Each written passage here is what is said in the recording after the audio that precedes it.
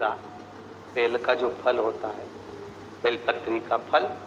उसका जैसे गुर्दा, उसके अंदर का जो भाग होता है बेल का, अग्नि में जलाकर उसकी भस्म तैयार कर कर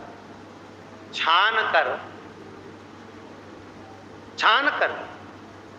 जब जब आपके यहां विद्वान ब्राह्मण शिव जी का अभिषेक कराते हैं, पूजन कराते हैं, तो उसमें लिखते हैं पूजन के साहित्य में बेलपत्री, धतूरा, दुर्वा, ये उसमें नीचे लिखेंगे भस्म। लिखते कि नहीं लिखते हैं ना? भस्म अभिषेक में चाहिए रहे, तब उस भस्म का थोड़ा सा भी भाग आप अगर शिव को समर्पित कर रहे हो तो ये जान लें कि शंकर मनवांछित फल प्रदान कर रहे हैं, शिव फल प्रदान। बेलपत्री के वृक्ष के नीचे बैठ हाथ में एक बेलपत्र का पत्ता रखकर आप पंचाक्षर मंत्र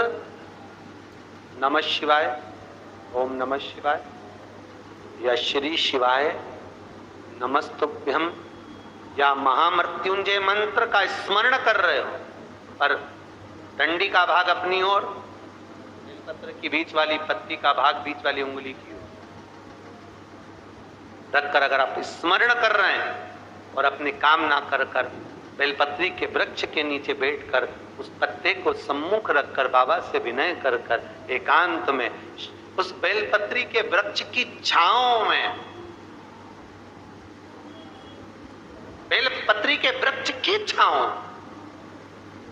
आप कामना कर कर उस पत्ते को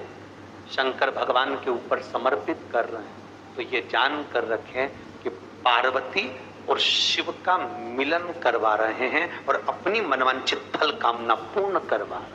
क्योंकि शिव और पार्वती का जब मिलन होता है, शंकर पार्वती जब एक दूसरे के सम्मुख में होते हैं, शिव और पार्वती जब एक दूसरे के सामने अपने बच्चों के कारण एक दूसरे के सम्मुख में आते हैं, तो उनके चेहरे पर प्रसन्नता का भाव आए।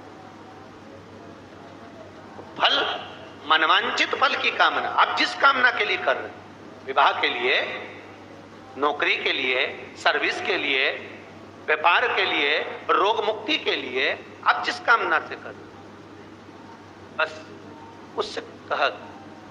कभी सोमवार का दिन हो, क्योंकि शंकर जी को सोम प्रिय है, सोमवार का दिन, चंद्र का वार शिव जी को, शिव जी को प्रिय है।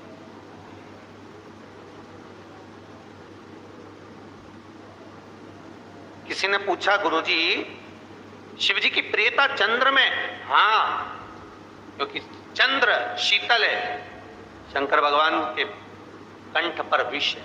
शीतलता का भाव अच्छा लगता है। शंकर भगवान को इसलिए कहते भोले, भोले को भोला पसंद है। आप जितने भोले रहेंगे, दुनिया के लोग भले आपको मूर्ख कहें, पगला कहें, भोला कहें, पर आप शंकर के प्रिय हो। ज्यादा हमें चतुर नहीं बनना। क्या करें चतुर बन के?